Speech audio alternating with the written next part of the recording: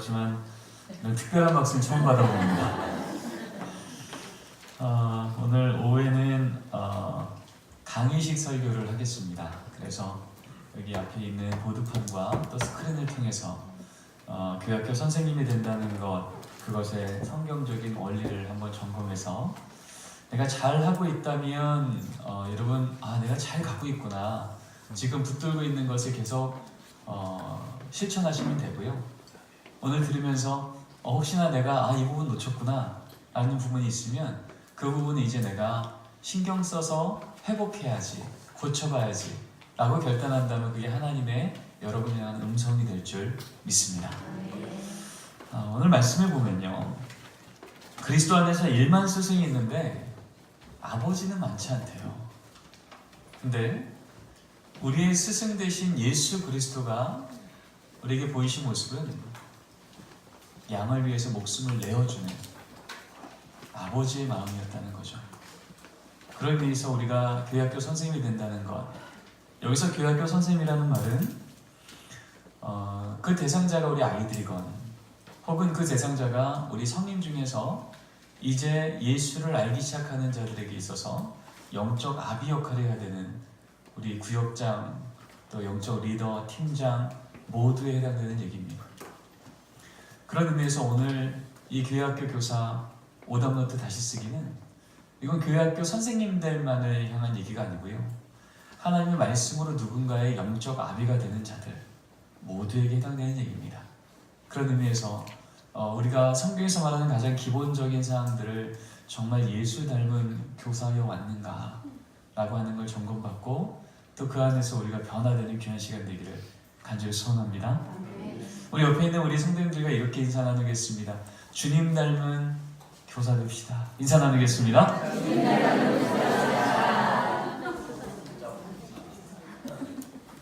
화면을 좀 넘겨주실까요? 네, 감사합니다. 저는 먼저 기독교 교육에 대한 정의를 여러분하고 나눌 텐데요. 기독교 교육은요, 여러분이 알고 있는 교회교육, 가정교육, 학교교육, 사회교육, 하나님께서 이 땅을 하나님의 나라로 만들기 위한 이 나무라고 친다면 교회교육에서 교사라고 하는 가지가 나와 이 가지에 열매 맺히는 대상자가 우리에게 맡긴 다음 세대가 되는 것이고, 우리에게 맡긴 이제 예수를 알아가야 될 새신자요 또 구역원이 되는 겁니다. 그러니까 우리는 다 누구냐 하면 하나님의 나라를 일구어가는 나무 중에 교회교육이라고 하는 이 줄기로부터 교사라는 가지 역할을 한다는 거죠. 그렇다면 여러분, 좋은 열매가 맺히려면 뭐가 건강해야 될까요? 뭐가 건강해야 될까요? 뿌리죠. 그러면 교회교육, 가정교육, 학교교육, 세상교육 전체가 하나님의 나라로 바꿔가기 위해서 뿌리가 되는 이것이 무엇이냐 하면 이게 기독교 교육입니다. 왜 기독교 교육이 이 세상 전체를 하나님의 나라로 만들어가는 뿌리가 되는지에 대해서는 이제 여러분들에게 설명을 드리죠. 자, 그런 의미에서 기독교 교육의 정의를 한번 같이 읽어보겠습니다. 신학적 정의, 시작! 하나님의 비전이 네, 많은 사람들이 기독교 교육을 정의합니다. 학자마다 다 틀립니다. 하지만 그 정의들을 다 정리하고 정리했더니 결국 저한테는 이렇게 정리가 되더라고요. 하나님의 우리를 향한 꿈이 우리의 현실되게 하시는 하나님의 역사에 동참하는 게 기독교 교육입니다. 여러분, 하나님의 비전이 뭐였을까요? 한번 읽어볼까요? 나는 너희 중에, 시작! 나는 너희 중에 행하여 너희의 하나님이 되고 너희는 내 백성이 될 것입니다. 아멘.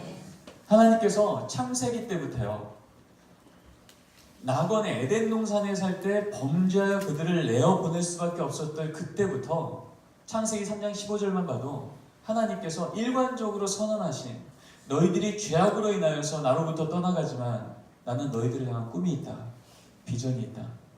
나는 결국 너희들이 하나님이 될 것이며 너희는 내 백성으로 회복되리라. 믿습니까? 아멘. 하나님이 구약 성경을 통해서 계속 반복해서 말씀하셨어요. 어떨 때는 선지자를 통하여, 어떨 때는 예언자를 통하여, 어떨 때는 왕을 통하여, 어떨 때는 사사를 통하여 끊임없이 하나님께서 이스라엘 백성에게 말한 것은 저겁니다. 너희들이 죄악의 끝판까지 한번 가봐. 내가 너희들의 연약함으로 내가 너희들을 향한 나의 꿈을 변개하나. 아니야. 너희들이 아무리 죄악이 깊을지라도 너희의 죄악의 크기보다 나의 은혜의 높이가 더 높으며, 너희들이 변덕보다 나의 신실함이 더 높으며, 그래서 너희들을 향한 나의 사랑은 반드시 이룰 거라고 우리에게 말씀하셨어요. 여러분, 그렇게 말씀하셨는데 이스라엘 백성들이 그 말 듣고 돌아왔습니까? 안 돌아왔죠? 그랬을 때 이제 결국 하나님께서는 누군가를 보내시지 않고 하나님 자신이신 독생자 예수 그리스도를 이 땅에 보내셔서 하나님의 비전이 우리의 현실되는, 우리 하나님이 되시며 우리 하나님의 백성 되는 일을 이루신 줄 믿습니다. 그 일을 이루신 자리가 어디죠? 어디서 이루셨죠? 우리 하나님이 되시고 우리 하나님의 백성 됐던 그 자리, 2000년 전에 골고다 언덕 위에 십자가요. 그래서 하나님의 꿈이 우리의 현실되게 하시는 하나님의 역사, 이게 바로 하나님의 일하심인데, 그 일에 하나님은 예수 그리스도를 보내셨고, 이제 우리는 예수님이라고 하는 최고의 선생님을 따라가는 제자라고 한다면, 제자는 선생님이 걸어간 길을 따라가는 자죠. 선생님이신 예수님이 어떤 길을 따라가셨어요? 하나님의 꿈이 우리 현실되게 하시는 하나님의 역사에 동참하셨거든요. 그런 의미에서요, 여러분, 결국 기독교 교육의 하나님의 꿈이 우리 현실되는 하나님의 역사라고 한다면 바로 기독교 교육의 최고의 모델은 누구실까요? 결국 예수님이에요. 그래서 우리는 교회학교 교사 된다는 건, 예수님 닮은 교사 된다는 말은 그냥 나눈 말이 아니에요. 성경을 통해서 우리에게 보여주신 바로 그 모델이 된다는 거죠. 여러분, 여기까지 이해되시죠? 자, 그렇다면 조금만 더 깊게 들어가 보죠. 자, 기독교 교육은요, 두 단어로 만들어져 있습니다. 하나님의 꿈이 우리 현실되게 하시는 하나님의 역사에 동참한다는 건 어떤 의미냐라고 할 때, 여러분, 기독교가 그리스도가 기독된 거 아시죠? 그래서 기독교라는 것은 그리스도를 믿는 사람들이에요. 그러면 그리스도 누굽니까? 성, 자, 예수 그리스도죠. 그러면 기독교는 예수님만 믿습니까? 아니죠. 또 누굴 믿어요? 성, 부 하나님이요. 또요, 성, 영님이요. 예. 근데 왜 우리는 굳이 성자 예수 그리스도라는 말로다가 기독교를 통칭할까요? 분명히 성령님도 믿고 성부 하나님도 믿는데, 이렇게 한번 정리해 볼까요? 성부 하나님의 우리를 향한 사랑과 경륜과 능력이, 아까 얘기했잖아요. 내가 너희들을 향해서 이런 마음 갖고 있다, 내가 이룰 거다라고 다 말씀했지만 이스라엘 백성들이 못 깨달았잖아요. 그래서 하나님께서 깨닫게 하고자, 핑계치 못하고자 하나님 보내신 자가 누구라고요? 예수님이요. 그렇죠? 성부 하나님의 사랑과 경륜과 능력이 성자 예수님의 삶과 특별히 십자가의 죽음과 부활을 통해서 우리에게 드러났고, 그러면 부활하신 예수님을 본 사람들이 모두 다 하나님 믿었습니까? 못 믿었습니까? 못 믿었어요. 그렇죠? 그럴 때 누구의 깨닫게 하심을 따라간 자는 믿었어요. 성령님의 깨닫게 하심을 따라 순종한 자는 믿었어요. 그러니 기독교는 무엇이냐? 성부 하나님의 우리를 향한 사랑과 경륜과 능력이 예수님의 삶과 십자가의 죽음과 부활을 통해서 드러났고, 그 드러남을 성령의 깨닫게 하심을 따라 믿어서 성부 하나님이 우리에게 말씀하신 언약이 지금 이루어졌으며 앞으로도 이루어질 것을 믿어 성령님의 내주하신 가운데 함께 그 걸음을 따라가는 자, 그들이 삼위일체 하나님을 믿는 하나님의 백성인 줄 믿습니다. 여러분, 지금 조직신학을 다 정리하신 겁니다. 사실 삼위일체가 어떻게 정리가 되지? 어떻게 삼위가 한 분이셔? 라고 하는 게 아직도 2000년 교회사의 논문으로도 아직도 정리가 다 안 됐어요. 뭐 어려운 말로 다 표현합니다. 뭐 경륜적 삼위일체, 내재적 삼위일체. 그러나 아직도 이것은 논리적으로 설명이 안 돼요. 근데 여러분, 우리의 신앙의 고백에서는 삼위일체 하나님이 한 분인 줄 믿습니다. 여러분, 그래서 결국 기독교는 삼위일체 하나님에 대한 영역이라면, 교육은 누구에 대한 영역이냐? 인간에 대한 영역이에요. 인문교육, 사회교육, 자연교육, 모든 교육이 붙은 그 앞에는 사람에게, 이 세상은, 사람에게 자연은, 사람 자신은 이런 것들을 연구한 학문이라는 거죠. 그래서 이 인간이 중심이 된 교육은요, 다른 말로 과학이라고 표현합니다. 인문과학, 사회과학, 자연과학. 과학은 무엇이냐면요, 조건이 같으면 결과가 같고 조건을 바꾸면 결과가 바꿔지는 게 과학이에요. 그래서 과학에는 데이터, 자료가 중요한 겁니다. 그래서 내가 원하는 결과를 얻고자 조건을 막 바꿔봐요. 그러다 내가 원하는 결과가 딱 나타났어요. 그랬을 때 우리는 뭐라 그러느냐? 실험에 성공했다고 말합니다. 실험을 성공하면 뭐가 좋은가 하면요, 우리에게 도움이 되는 결과를 내가 조작할 수가 있어요. 생산해낼 수가 있어요. 그러니 여러분, 이 과학은 우리에게 유익하는 것들을 조금 더 풍성히 생산할 수 있으니까 과학이 우리에게 유익이 돼요, 안 돼요? 유익이 되죠. 근데 문제는요, 우리가 사는 삶이 조건 맞추면 모든 결과가 다 보장됩니까, 안 됩니까? 안 돼요. 그게 문제인 거예요. 과학이 분명히 우리에게 의미가 있는데 문제는 우리가 사는 인생이 조건이 같다고 결과가 다 보장이 안 되더라는 겁니다. 자연 이치라고 하는 이 과학 안에서는 보장이 되는데 과학을 넘어서 나머지 영역, 이 영역에 대해서는 누구도 보장할 수 없는 거예요. 그러다 보니까요, 과학이라는 영역에 우리가 생각해 볼 때 조건, 건강? 없는 것보다 있는 게 조금 더 나한테 도움이 되네? 돈? 없는 것보다 있는 게 나한테 도움이 되네? 권력? 없는 것보다 있는 게 나한테 더 편리하네? 라고 하는 것을, 이쪽 부분을 과학이 아닌, 자연 이치가 아닌 나머지 부분은 나는 모르겠는데, 그래서 세상 사람들이 영역을 뭐라 그러냐면 운이라 그러기도 하고 재수라 그러기도 하고 운명이라 그러기도 하고, 하지만 그들이 알고 있는 건 뭐냐면 어쨌든 모르겠다는 거예요. 그러나 내가 분명히 아는 건 이 조건 맞춰놓으면 결과가 나오는 이 부분에 있어서만큼은 내가 내 지혜를 가지고 여기 인생 한번 걸어보겠다는 거죠. 그래서 조금 더 돈 벌고 조금 더 건강하고 조금 더 권력 갖기 위해서 내 인생을 여기에 올인합니다. 여기에 집중합니다. 여러분, 나름 이 인생 지혜로워야 지혜롭지 못해요. 나름 지혜로운 거예요. 그렇죠? 없는 것보다 있는 게 더 풍성하니까, 나에게 도움이 되니까. 문제는 우리가 사는 삶이 조건과 결과로 설명 안 되는 이 부분이 있는데, 우리는 알고 있죠. 자연의 이치뿐만이 아니라 자연의 이치를 포함한 이 모든 영역을, 자연의 이치를 만드신 분이 하나님이시기에 하나님의 뜻을 따라서는 우리가 말하는 기적이라고 하는 영역까지도, 세상 사람들이 말하는 알 수 없다는 영역까지도 홀로 주관하시고 다스리시고 이끌어 가시는 분이 계세요. 누구세요? 하나님이시죠.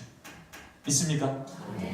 그러면 자연 이치뿐만 아니라 세상의 모든 것을 홀로 통치하시는 하나님의 계심을 우리가 안다면, 우리가 여전히 돈이 중요한 거 알아요? 건강 중요한 거 알아요? 권력이 중요한 거 알지만, 몰라서가 아니라 알지만 이 모든 걸 포함한 것을 하나님의 선하신 뜻에 따라서 순종하는 자에게 복을, 순종치 못하는 자에게는 그것이 더 도움이 안 되기 때문에 제한하시는 거 하나님 믿는다면, 우리의 인생을 여기에 거는 게 지혜로워요? 하나님께 거는 게 지혜로워요? 하나님께 거는 게 지혜로워요. 그래서 성경은 말하기를 여호와를 경외하는 것이 우리 모든 지식의 뭐라고요? 근본이라고요. 파운데이션이에요. 터라고요. 여러분, 우리가 지진을 경험하기 전에는요, 우리의 관심은 다 높이 쌓는 거였어요. 근데 지진 한번 경험하고 나니까 높이 쌓는 게 중요한 게 아니구나. 땅이 흔들리면 쌓은 게 다 무너집니다. 이걸 이미 경험한 거죠.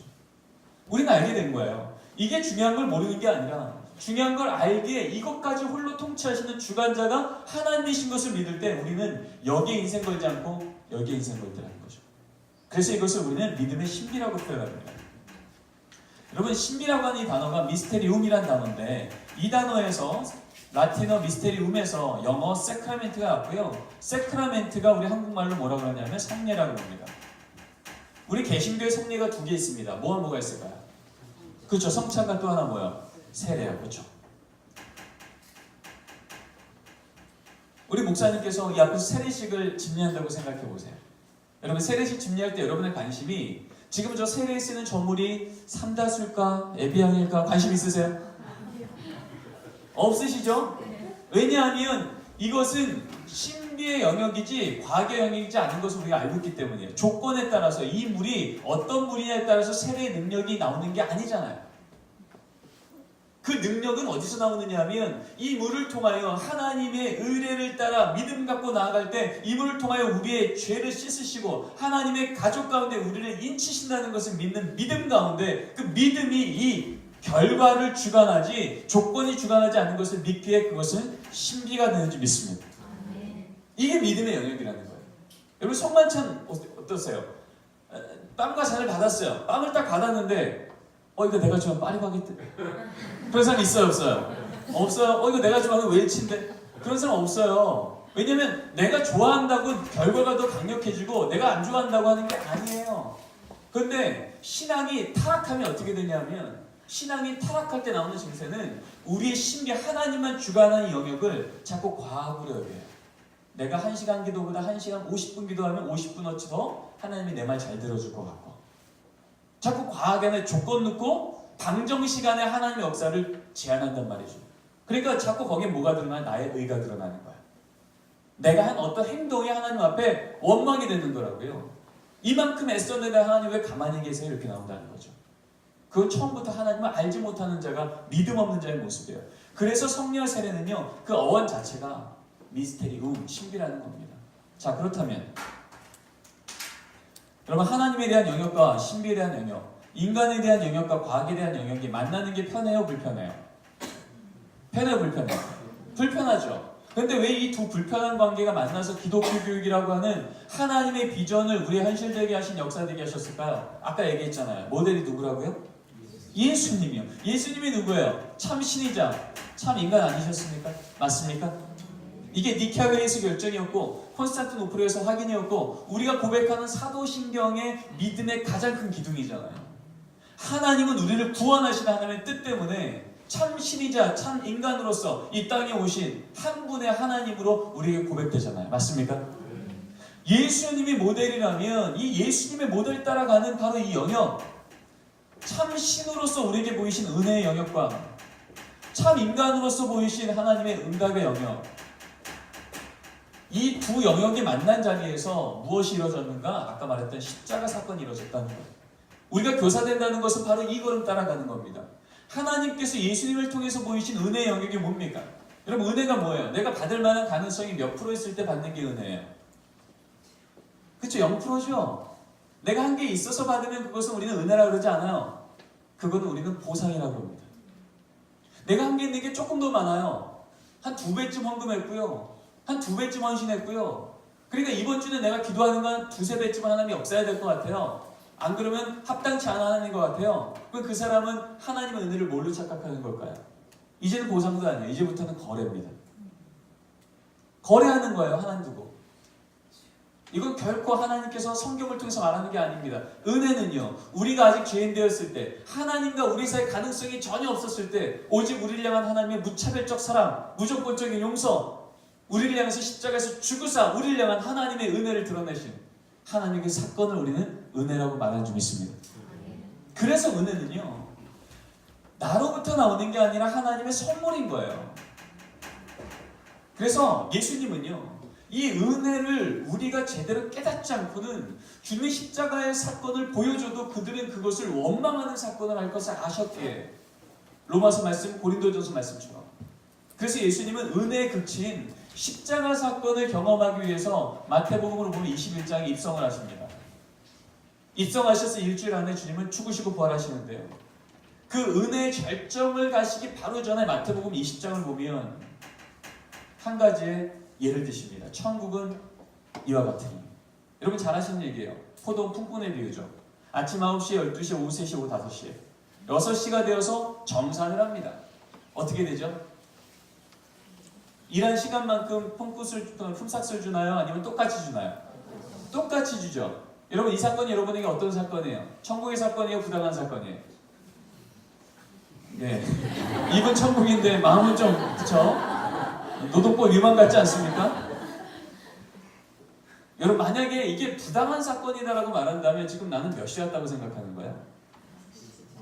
그쵸? 난 아침 9시에 왔으니까 이거 부당한 거예요. 만약에 내가 오후 5시에 왔다 그러면 뭐라 그러겠습니까?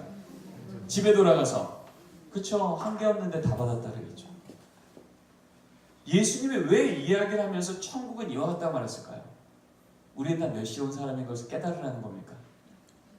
우리는 다 5시에 온 사람이라는 거예요. 십자가 사건을 보고도요. 우리가 아침 9시에 온 사람이라고 착각할 때는 내가 한 게 있으니 저 십자가 생명은 마땅히 하나님이 나한테 줘야 되는 거고, 그 이상의 하나님께서 내줄 걸 빨리 당장 내 마음대로 주셔야 하나님께서 정당한 하나님이라고 착각한다는 거죠. 그러나 하나님께서 우리에게 말씀하시는 건, 우리가 만약에 9시에 온 사람이 아니라 5시에 일거리가 없어서 오늘 하루부터 내 인생 망한 인생인 줄 알았는데, 예수 그리스도의 십자가 은혜로 나를 살려주시고, 그것도 모자라 영원한 생명의 나를 나에게 허락하시고, 또 나와 함께 동행하시며 주님과 함께 하시며 세상에 어딜 가나 하나님 나라인 것을 고백하게 하시는 이 은혜의 5시 의식을 우리 안에 깨우치지 않으면 주님의 이 십자가 사건을 보고도 원망하더라는 거죠. 이 이야기 끝에 가면 아침 9시 온 사람이 따집니다. 이렇게 따지죠. 당신은 지금 우리에게 부당한 일을 하셨습니다. 그랬더니 그 주인이 뭐라 그래요? 너희는 내가 선함으로 나를 악하냐? 내가 주기로 한 거 다 주었고 선하고, 받을 거 없는 자에게도 더하여 주었고, 내가 나의 선함으로 나를 악하다 하느냐?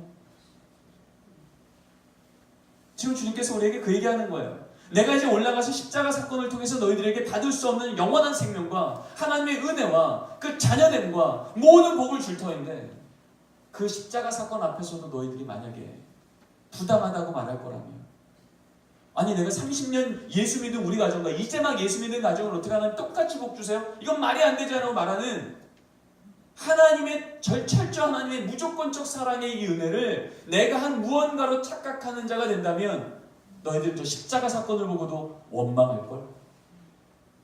천국은 이와 같은 이라고 천국의 사건은 일어났는데 이 천국의 사건을 부당한 사건이라고 하나님께 감사하기는커녕 하나님께 따지며 나아갈 것. 여러분 2000년 전에 십자가 사건 앞에서 그랬던 사람이 있어요 없어요? 있잖아요. 똑같이 십자가의 죽음의 사건 봤는데 유대인들, 악한 유대인들은 이를 갈며 바로 거기서 우리가 구원받았다고만 천국의 사건 앞에서 그 말 전하지 못하게 억압했던 자들이 있는가 하면, 어떤 자들은 그 말을 듣고 이를 갈며 우리가 어찌할꼬 그 앞에서 세례받고 하나님 앞에서의 이 은혜를 고백하게 되잖아요. 여러분 예수를 닮아 교사된다는 건 바로 이 은혜의 사건이 내 안에 충만해야 될 줄 믿습니다. 그리고 이 은혜는 아까 얘기했잖아요. 내가 해낸 은혜가 아니라 하나님이 주신 은혜요. 그래서 내가 교사된다는 건 내게 맡긴 아이들을 향한 나의 은혜로 여러분 그 아이들을 사랑하고 용납하고 인내하고 섬기는 게 아니고요. 내게 맡긴 아이들을 향한 하나님 아버지의 그 마음이 내 마음속에 하나님의 은혜가 우리 마음속에 임할 때 우리가 섬길 수 있는 것. 그래서 나의 은혜가 아니라 하나님의 은혜. 내가 볼 때는 제가요, 쟤는 이번 주 안 왔으면 좋겠는데 하는 애 있어요 없어요? 교회학교 선생님들. 제가 안 오면 좀 예배 좀 조용할 텐데. 우리는 그럴 수 있어요. 그런데 내게 맡긴 저 아이를 향한 하나님의 마음은 난 여전히 쟤를 포기하지 않았다. 난 여전히 그 아이를 향한 나의 사랑은 조금도 변개하지 않았어. 그 아이를 또 한번 내 마음을 가지고 붙들어 주지 않을래? 그 아이를 향한 나의 사랑이 아니고요, 그 아이를 향한 하나님 아버지의 은혜가 내 안에 채워지면 그 아버지 하나님의 은혜로 인하여 그 자리를 버티며 섬기며 신방하며 포기하지 않을 수 있는 응답의 능력이 나오는 줄 믿습니다.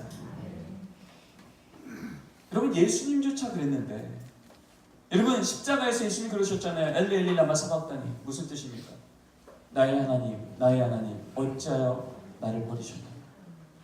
여러분 이 말이 질문법이죠. 그러나 정말 질문하고 싶어서 했던 얘기예요? 하나님 저 정말 버린 거예요? 라고 묻고 싶으신 거예요? 절대 아니죠. 하나님 정말 저 백성들을 향해서 저를 죽게 하기까지도 저들을 끝까지 사랑하시는군요. 아버지의 사랑은 안 변하셨군요.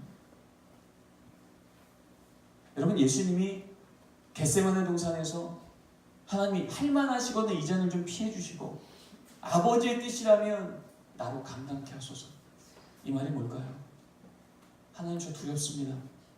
저 괴롭습니다. 저라면 포기할 수도 있을 것 같지만 내가 아니라 하나님의 저 사람들을 향한 아버지의 그 마음이 여전히 나를 죽게 하기도 저들을 포기할 수 없는 사랑이라면 하나님 내가 버텨보겠습니다. 나의 은혜가 아니라 내게 맡긴 자들을 향한 하나님 아버지의 은혜가 나를 채워주면 그때 십자가에서 우리는 끝까지 버틸 수 있는 줄 믿습니다. 우리 예수님마저도 그래서 우리를 살리셨다면, 그 능력의 예수님마저도 하나님 아버지의 마음이 내 안에 채워져야 그 하나님 마음으로 내가 저들을 살렸다면, 주님마저도 겟세마네 동산에서 땀방울이 핏방울이 되도록 몸부림쳐야 결국 그 버틸 수 있는 능력을 받았다면, 여러분, 내가 그저 우리 아이들을 향한 나의 사랑 정도요? 나의 인격 정도요? 내가 쟤들 좀 이뻐하는 것 정도요? 여러분, 그런 걸로 우리 예수님 닮은 교사 될 수 있을까요? 못합니다. 예수님조차도 내 인격, 내 사랑, 내 마음이 아니라 아버지 하나님의 변치 않는 그 은혜가 내 마음을 충만케 됐을 때야 그 십자가를 감당하고 십자가에서 우리 아들을 살려냈다면, 여러분, 우리가 교사 된다는 건, 우리가 구역장 된다는 건, 우리가 영적 아비 된다는 건 내 사랑, 내 경험, 내 마음이 아니라 저들을 향한, 내게 맡긴 저들을 향한 아버지의 그 사랑이 내 안에 채워질 때만 감당할 수 있는 걸음인 줄 믿습니다. 그래서 바로 이 영적 원리를 깨달았던 성 어거스틴은요, 교육론이라고 하는 자신의 책을 통해서 이런 글을 썼습니다. 여러분, 저랑 한번 번역해 볼까요? 여러분, 영어 잘하시죠? Without God, 누구 없이는요? 하나님 없이는요, we cannot. 무슨 뜻일까요? 우리는 아무것도 할 수 없습니다. 그러나 동시에 without us, 누구 없이는요? 우리 없이는요, God, 하나님은요, will, 일하지 않으실 것입니다. 무슨 얘기일까요? 하나님 없이 우리 아무것도 못해요. 이게 은혜의 영역 아닙니까? 은혜의 영역이요. 근데 우리 너무 은혜의 영역만 믿고, 하나님 제가 열심히 기도할 테니까 제 집 변화시켜주세요. 열심히 기도할 테니까 저 집안 좀 변화시켜주세요. 여러분, 정말 하나님의 은혜를 진짜 믿는다면 그 완벽하신 하나님, 실수가 없는 하나님, 그 하나님이 그 일을 이루시기 위해서 누굴 부르셨다고요? 나를 부르신 거잖아요. 그 아이의 담임선생님으로 날 불렀잖아요. 그분의 구역장으로 날 불렀잖아요. 그 완벽하신 실수 없는 하나님의 완벽한 마스터 플랜 가운데 그 일을 이루고자 누굴 부르셨다고요? 나를 부르셨다고요. 그러니 하나님이 그 일을 이루시기 위해서 내가 아니면 같이 멈춰 계시고, 내가 믿음 가운데 움직이면 함께 그 역사되게 하시는 그 하나님이 우리 가운데 있는 줄 믿습니다. 이게 은혜와 응답의 영역이에요. 이게 예수님이 우리에게 보이셨던 하나님의 일이, 하나님의 꿈이 우리의 현실되게 하시는 하나님의 역사라고요. 예수님도 그 걸음 통해서 이 일을 이뤘으면 예수님 닮은 교사 된다는 건 우리가 그 걸음 따라가야죠. 여러분, 정말 하나님 없이 아무것도 못해라고 기도한 다음에 그때 어떤 일이 일어날까요? 기도하는 중에 하나님께서 말하지 않을까요? 그래, 내가 일할 텐데 혹시 그 아이가 왜 이번 주는 안 왔는지 기도만 하지 말고 한번 전화 한번 해보지 않을래? 전화 안 받으면 그 집 앞에 한번 나가보지 않을래? 그 학교 앞에 한번 가보지 않을래? 이 아버지의 심정으로 한번 그 학교 앞에서 그의 얼굴 한번 보지 않을래? 기도 중에 아버지 마음이 부어지면, 기도하기 전에는 제가 변해야 되는 줄 알았는데 기도하는 중에 깨닫게 되는 거죠. 저 아이를 변화시키기 위해서 내가 주님 닮아가게 되는구나. 주님께서 그들을 찾아가셨듯 기도하는 중에 이제 드디어 찾아가는 걸음이 시작되는 줄 믿습니다. 진짜 기도하는 사람은요, 그래서 진짜 움직이는 사람이에요. 기도만 하고 가만히 있는 사람은 기도 잘못하는 거예요. 왜냐하면 기도하면 누구의 마음이 내 안에 부어져요? 하나님 아버지의 마음이에요. 아버지의 마음이 부어지면 우리 그 자리에 있을 수 없어요. 너 움직여라고 숙제 주고 안 움직이면 네 책임이라고 말할 수 없다고요. 왜요? 아비는 그렇지 못해요. 아까 성경 봤잖아요. 일반 스승이 있을 때 한 아비가 필요하다고요. 스승은요, 가르치고 시험 보면 끝이에요. 60점 안 되면 함량 메달 탈락. 아비는요, 가르쳤는데 60점 안 되면 탈락이 아니에요. 60점 될 때까지 그 옆에 달라붙어서 설명하는 겁니다. 이게 아비입니다. 그래서 진짜 기도하는 자는 아버지의 마음이 부어져 내가 그를 어떻게 하면 도울 수 있을까? 아버지의 마음과 아버지의 인격과 아버지의 섬김이 내 마음속에, 내 삶 속에 묻어나는 자가 진짜 기도하는 자인 줄 믿습니다. 우리 옆에 있는 성도님과 이렇게 인사 나누겠습니다. 은혜 위에 응답을 더합시다. 인사 나누겠습니다.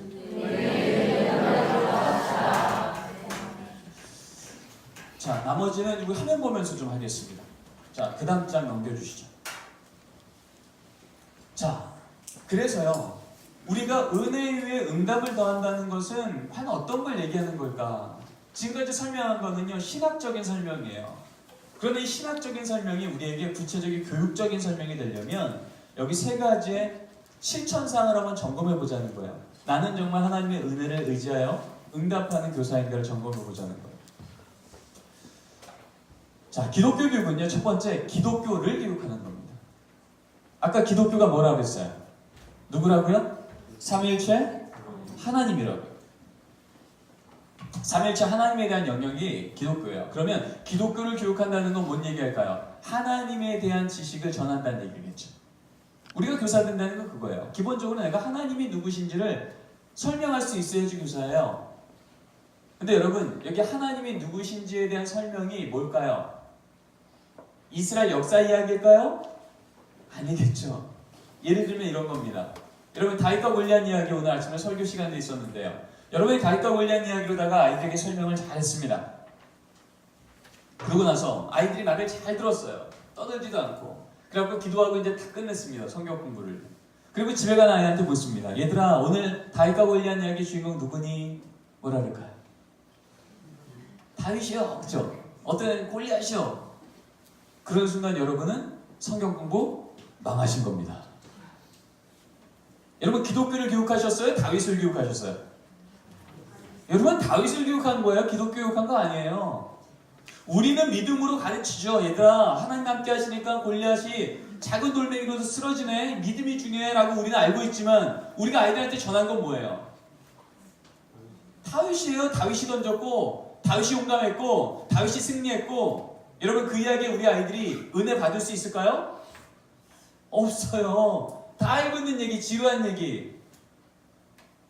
그런데 여러분은 여기 다윗 얘기가 아니라 다윗의 이 다윗과 골리앗 사건을 통해서 하나님이 누구신지, 하나님의 성품이 어떤지, 하나님이 우리에게 어떤 말씀하고 싶어 하는지 텍스트가 아니라 이스라엘 역사 얘기가 아니라 역사를 통해 드러난 하나님이 누구신지를 지금 내게 언약하시는 하나님을 드러낸다면 얘들아 다윗처럼 어린아이인데 믿음 갖고 돌멩이를 던졌더니 작은 돌멩이로도 골리앗이 쓰러지네. 너희들 삶 속에 골리앗 같은 일이 뭐가 있니? 성적, 외모, 배경, 부모님과 관계, 상처. 얘들아 그 모든 것을 다스리고 선하게 만드실 수 있는 분이 하나님이셔. 작은 믿음 하나라도 너희 마음 가운데 있는 골리앗이 쓰러질 수 있단다. 오늘 이 말씀하신 하나님은 옛날 얘기하는 게 아니라 이번 한 주간 너희들의 삶 속에 그렇게 도와주신다고 하신 약속이야. 이번 한 주간 그렇게 살아보지 않을래? 여러분 이렇게 말하는 순간 우리 아이들의 눈이 어떻게 될까요? 지루해 할까요? 반짝일까요? 이 고민이 있는 아이면 아일수록 이야기는 이 아이에게 새롭게 다가오는 겁니다. 그럴 때 이 아이가 듣는 건 다윗이 용감했다가 아니라 다윗을 통하여 드러내신 하나님이 능력의 하나님이라고, 사신의 하나님이라고, 세상의 골리앗을 담대하게 싸울 수 있는 마음을 주신 하나님이라는 것을 이 아이는 알게 되는 거죠. 그때 기독교를 교육한 줄 믿습니다. 자 이제 실전 연습입니다. 솔로몬 재판 이야기입니다. 다 아시죠? 끝나고 나서 애들한테 물었습니다. 얘들아 오늘 솔로몬 재판 이야기 주인공 누굴까? 1번 솔로몬, 2번 엄마들, 3번 하나님. 누구죠? 누구예요? 3번 하나님이죠. 만약에 애들이 솔로몬 그랬으면요 여러분 성경 공부 어떻게 된 거예요? 망한 거예요. 우린 열심히 전했지만 아이들 머릿속에는 하나님이 남아요? 솔로몬만 남아요?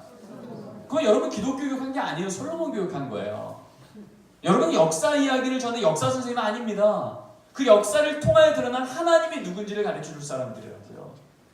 그럴 때 우리 안에 역사를 전할 때는 내 기억력만 의지하면 되지만 역사를 통해 드러난 하나님을 전할 때는 내 안에 그 하나님이 고백되어 하나님을 향한 우리 믿음이 진리를 전하게 될 줄 믿습니다. 이해되시죠? 여러분 솔로몬의 재판 얘기요 의도적으로 성경 얘기합니다. 솔로몬이 그런 위대한 재판할 수 있었던 얘기는요 그는 자격도 없었고요 경력도 없었고요 나이도 어렸고요 성경이 의도적으로 이렇게 말하는 건 하나님께서 그의 삶을 그렇게 복줬던 건 딱 한 가지 조건이었어요. 뭐요? 그의 뭐요? 기도였잖아요. 하나님 나라를 위해서 저를 쓰신다고요. 그럼 하나님 제게 하나님 나라를 위해서 섬길 수 있는 지혜 부어주세요. 여러분, 우리 아이들 중에 지혜가 없어서 그러한 아이들이 얼마나 많습니까? 아무리 노력해도 성적 안 오는 애들이 얼마나 많습니까? 그런 애들한테 솔로몬 재판 이야기를, 이스라엘 역사 이야기만 전하면 아이들이 이것을 은혜 받을까요? 더 열등감 느끼지 않을까요? 나는 정말 열심히 하는데 성적 하나 안 오르는데 솔로몬은 이렇게 똑똑했네. 여러분, 이것을 은혜 받을까요? 자존감이 무너질까요? 자존감 무너지는 거, 하나님 불평한 하나님. 솔로몬의 지혜 주고 나한테는 안 주고, 나 덜 사랑하시는 하나님, 이렇게 착각한단 말이죠. 근데 그때 우리 아이들에게, 얘들아, 이 솔로몬 봐봐, 아무것도 없었어. 그런데 솔로몬이 했던 건, 하나님 나라를 위해서 저를 쓰신다고요? 그러면 하나님 그 나라를 위해서 저를 쓰기 위해서 필요한 지혜 하나님께 부어주세요. 얘들 한번 이렇게 한 주간 공부해보지 않을래? 이번 한 주간은 학교 가서 자리에 앉자마자, 하나님 오늘 하루 공부하는 동안, 하나님 내가 하나님 나라를 위해서 믿음의 다음 세대가 될 텐데, 오늘 하루 내가 수업하는 걸 잘 이해할 수 있도록 제게 지혜 부어주세요. 이렇게 한 주간 한번 살아보지 않을래? 하나님 어떠한 너희들에게 복을 주시나 한번 보자. 여러분, 이 말을 들을 때 우리 아이들의 마음이 새로워질까요? 지루할까요? 새로워지죠. 열심히 이악 물고 공부해봤는데 성적은커녕 내 안에 절망만 생겼던 그 아이들이 이 말씀을 통하여서 다시금 주 안에서 소망을 품지 않겠습니까? 그리고 주 앞에서 소망 품고 한번 한 주를 새롭게 살려고 하는 그 아이에게 우리 하나님께서 믿음으로 격려해 주지 않겠습니까? 그때 우리 아이들이 진짜 기독교가 누구인지, 하나님이 누구이신지를 배우게 되는 줄 믿습니다. 군대 간 아들이 있습니다. 군대 간 아들에게 엄마가 편지 썼죠. 사랑하는 아들아, 잘 지내니? 춥진 않고 선임하고 잘 지내고. 한 장문의 편지 3장을 보냈어요. 그런데 이제 답장이 아들한테 왔는데 이렇게 온 거예요. 동그라미 하나, 세모 2개, X 4개. 뭘까요? 네, 아들은요, 엄마가 온 편지를요, 첫 번째 문장부터 밑줄 그어가면서 동그라미 OX라는 거예요.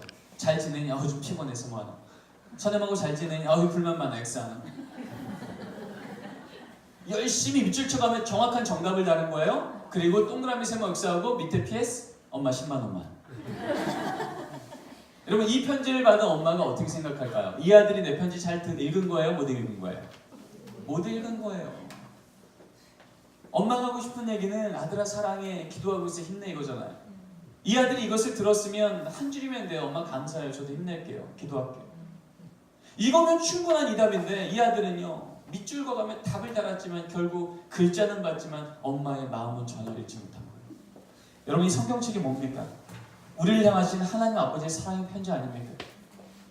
우리가 이 하나님의 말씀을 밑줄 그어가며 공부하지만 결국 하나님의 마음은 우리 안에 조금도 담지 못하는 어리석음이 있지 않습니까?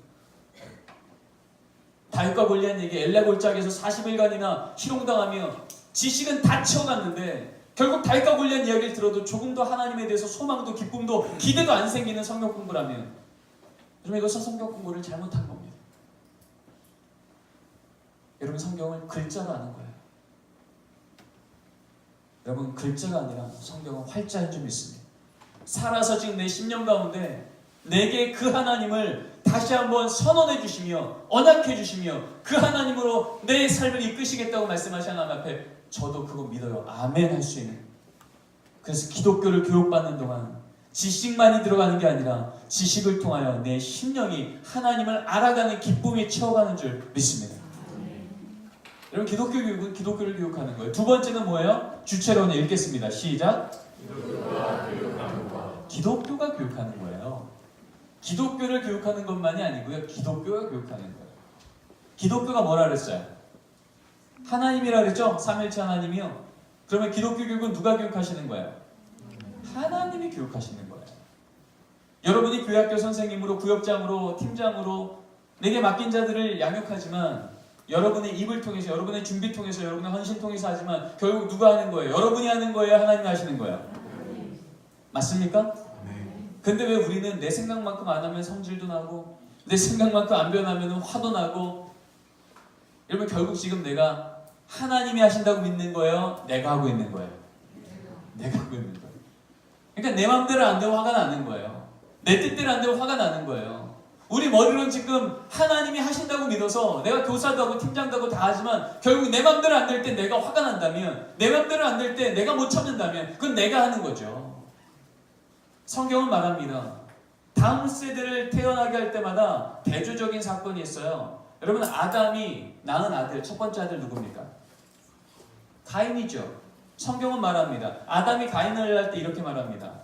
내가 여호와로 말미암아 등남하였다. 이렇게 표현합니다. 얼핏 보면 믿음 있어 보이죠? 여호와가 도와주셨다고요. 그런데 여러분 보세요. 내가 여호와로 말미암아 등남하였다. 여전히 주어는 누구예요? 나예요. 내가 아들 낳은 거고요. 하나님은요 그냥 도와준 정도예요. 그럴 때 낳은 아들이 가인입니다. 똑같이 아들을 낳은 사건을 사무엘을 낳은 하나님 이렇게 얘기합니다. 여호와께서 내게 허락하신지라. 여러분 주어가 누구예요? 나예요? 여호와예요? 여호와예요. 얼핏 보면 비슷해 보이는데 성경은 1.1획도 틀린 바 없는, 실수한 바 없는, 성경은 의도적으로 이 두 사건을 표현한다고요. 똑같이 다음 세대를 낳았는데 내가 낳고 하나님이 조금 도와준 정도라면 그건 가인이 되었는데 여호와께서 내게 허락하신, 여호와가 주인이 되시고 내가 통로되는 사건 됐을 때는요 왕의 기름을 2번이나 부었던 그 시대의 리더였던 사무엘이 나오는 겁니다. 여러분 그런 의미에서 저는 이렇게 표현합니다. 기독교가 교육한다는 걸 믿는 교사는요 여호와의 손에 들림받은 붓이라고요. 붓 보세요. 그림 그릴 때 색깔 칠하고 곡선을 그리고 직선을 그리는 걸 다 뭐를 통해서 그려져요? 다 붓을 통해서 그리잖아요. 근데 여러분 그림 그리는 거 누가 그려요? 붓이 그려요? 화가가 그려요? 화가가 그려요. 여러분의 헌신을 통해서, 여러분의 기억력을 통해서, 여러분의 만남을 통해서 모든 일이 이루어지는 것처럼 보이지만 여러분 결국 이 일을 이루시는 분 누구시라고요? 여러분은 붓이에요. 내가 교육했더니 저렇게 많이 사람이 늘어났고 아이들이 부흥하고 있고, 여러분 그렇게 하나님이 역사함에도 불구하고 내가 했다는 걸 착각하는 사람은요 이 붓과 같은 사람이에요. 우린 다 알고 있죠. 이 작품은 붓이 그린 게 아니라 화가 그렸다. 만약에 제 손에요 500년 전에 미켈란젤로가 천지창조를 그릴 때, 최후의 심판을 그릴 때 썼던 붓이 있다고 칩시다. 여러분 이 붓이 얼마쯤 할까요? 비싸죠 말고요. 얼마쯤 할까요?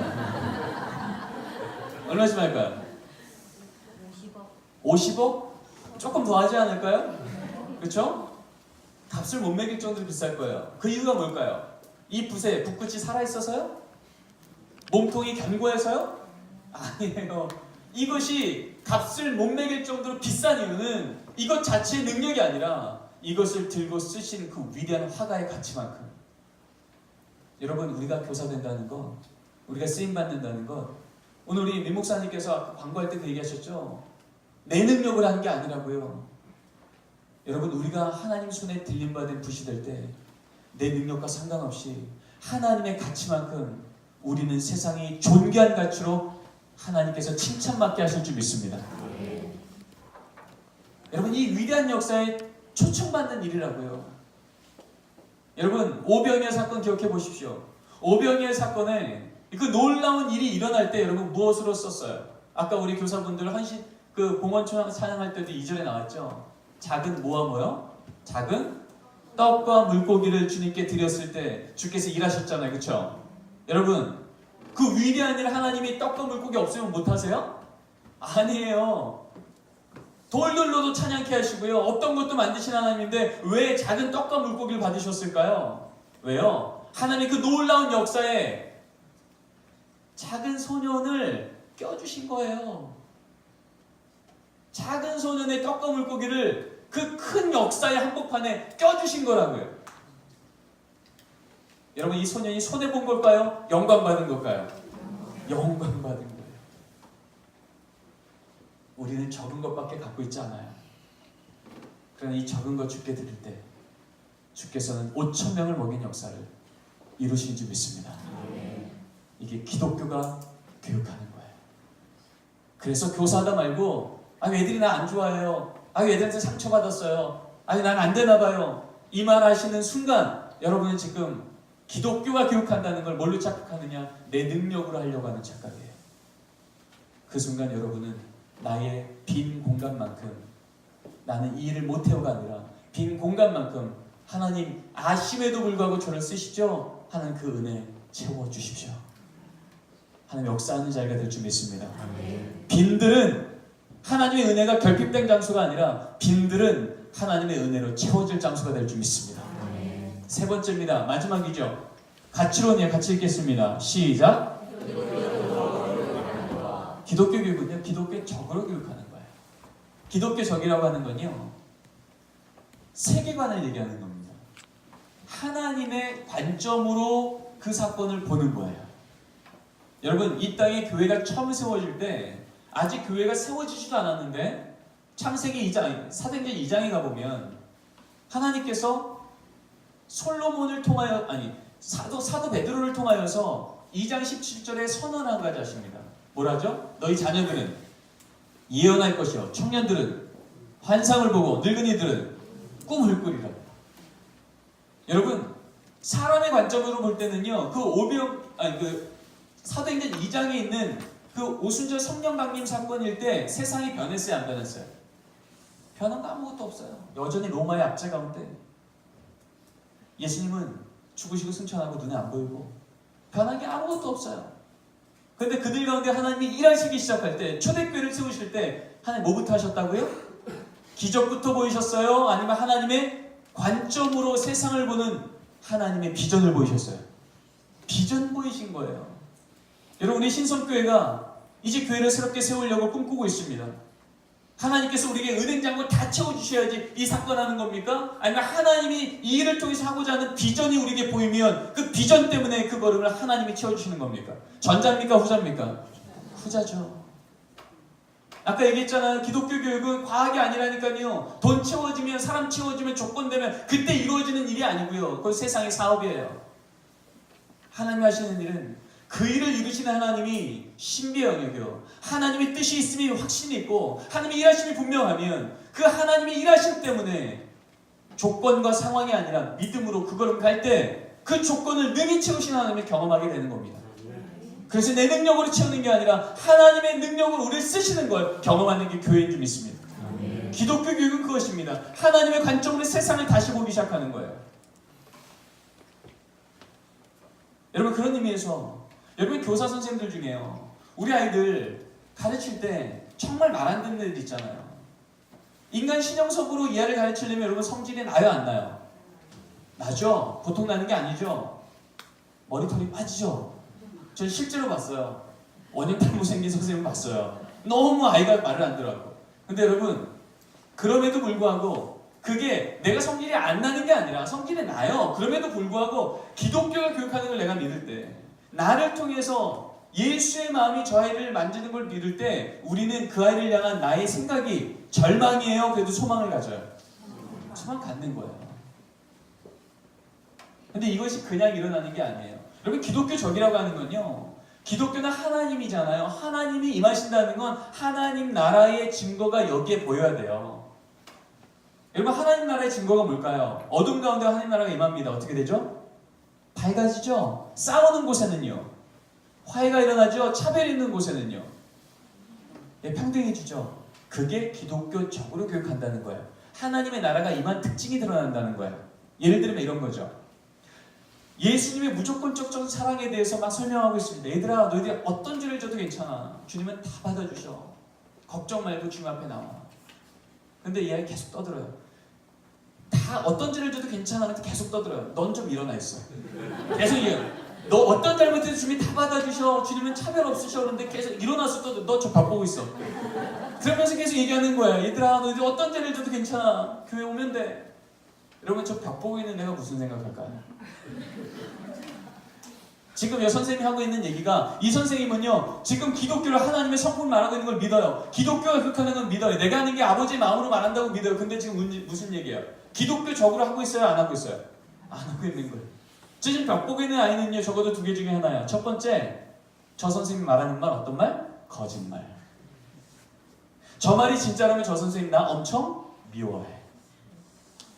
어떤 것도 상관없어요. 두 개 중에 하나일 텐데 그 두 개 중에 하나가 되면 어쨌든 이 아이는 지금 이 시간에 이 선생 통해서 예수님을 만날까요? 예수님을 부정할까요? 부정하는 거예요. 교회도 똑같네. 함량 미달이네. 내가 조금 잘못하면 넌 안 되겠다고 자격 미달이라고 제껴놓는 게 교회네. 여러분, 우리는 기독교를 교육한다고, 기독교가 교육한다고 믿음 갖고 하지만 이 열정만큼 이 아이를 혼내고 다그치지만 정작 그 아이를 향한 아버지의 마음이 멈춰서. 여러분, 제가 목사지만 또 신학교 선생이지만 제가 정말 부르기 싫어하는 찬양이 있습니다. 혹시 아십니까? 예배 시간에 떠드는 아이 예수님이 보시면 뭐라 하실까? 아니 안 돼요. 예수님이 화내실 거야. 성경적이에요? 예수님 화내십니까? 산상보훈 설교하시다 말고 떠들면 또 나가 그러시고 설교하셨어요? 한 번도 없어. 3년의 공생애 중에 예수님은요 떠든다고, 말 안 듣는다고, 너 나가, 떠든 너 자격 없어라고 말한 적이 한 번도 없어요. 이래야지 맞죠? 선생님은 화내실 거야. 그쵸? 여러분 화가 나잖아요. 그럼 예수님이 화가 나지만 예수 화내세요, 안 내세요? 안 내세요. 아니, 성경을 통해서 한 번이라도 주님께서 화내셔서 사람을 고치셨다면 우리도 그래야죠.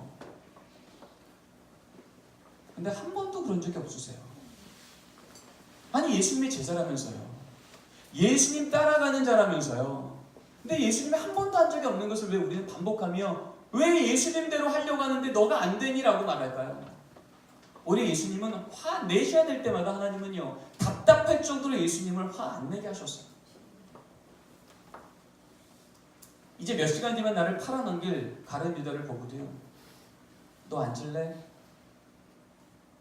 그러고 나서 허리에 율법 차고 율법이란 칼로 사람들 죽여내는 바리새인들 같은 교사들과 다르게 허리에 수건 차고 나를 이제 팔아먹을 이 제자의 발을 닦이셨다고.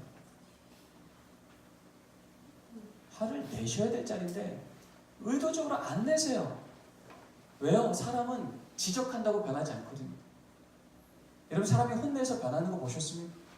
사람이 변하는 건 지적당해서 변하지 않고요, 감동받아야 변합니다. 가장 큰 감동이 뭐예요? 내가 감당하지 못할 사랑을 받을 때 가장 큰 감동 받는 거예요. 그 극치가 십자가요. 이것을 우리는 은혜라고 말합니다. 우리가 교사된다는 건 조건 걸고 안 되면 혼내고 되면 칭찬하는 선생이 아니고요, 감당할 수 없는 용납하심과 받아주심과 거룩한 의심이요. 이쯤이면 나 포기해야 되는데, 이쯤이 안 된다 그래야 되는데, 이쯤이면 좀 서운한 눈빛으로 봐야 되는데 저 선생님은 안 그런 거예요. 너무 이상한 거죠. 너무 이상해서 이제 그 선생님을 보기 시작했는데 알고 봤더니 그 선생님이 이상한 게 아니라 그 선생님 안에 있는 예수가 이상한 거예요. 어딜 가도 외모 따라, 성적 따라, 배경 따라 너 몇 등급 인생 되겠다라고 나를 그렇게 지금부터 취급하는 세상 앞에서 아니라고, 너는 그런 걸로 몇 등급 되는 인생이 아니라 예수 주고 살린 귀한 인생이라고. 주님이 여전히 너 안에 살아계시고 너를 향한 축복이 있고 너를 존귀하게 되고 예수님 때문에 내가 너를 여전히 존귀하게 대한다고 그렇게 말하는 선생님 앞에서 불안하지 않은 거예요. 안전한 거예요. 거기에 내 인생 거는 거예요. 그때 회심을 경험하는 겁니다. 예수님이 보이신 십자가는 기독교적으로 교육하신 극치의 자리입니다.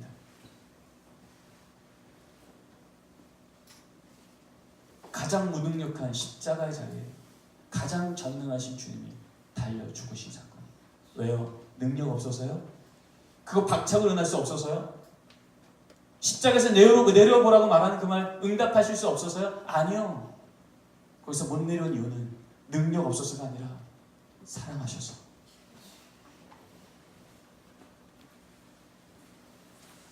그 사랑으로만 우리가 변할 걸 아시기 때문에.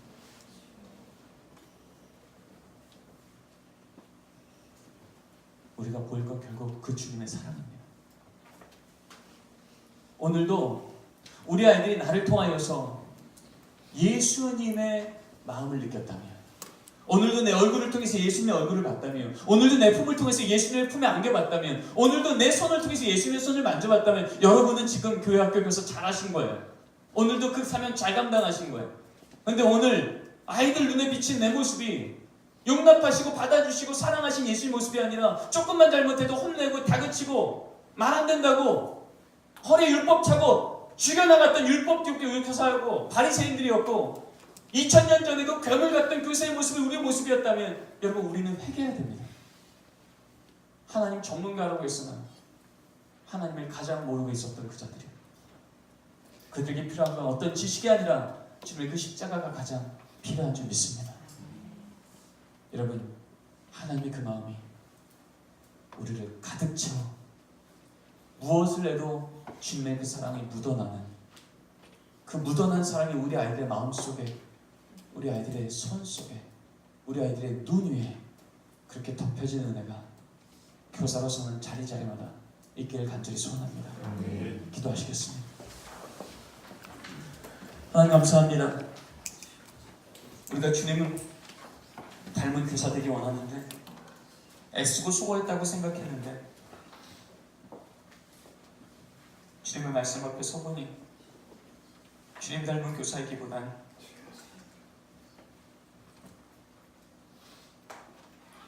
내 마음대로 내 생각대로 내 뜻대로 되지 않을 때 너무 답답해하던 믿음 없던 교사였음을 인정합니다. 주님 이 시간 우리 마음속에 십자가의 그 은혜를 다시금 충만케 채워주셔서 기독교를 교육하며 기독교가 교육하며 기독교적으로 교육하는 이 감격스러운 현장을 매주 우리 아이들과 함께 경험하는 놀라운 은혜의 축복받은 교사의 자리로 우리를 세워주시옵소서. 감사하며 예수님의 이름으로 기도드립니다.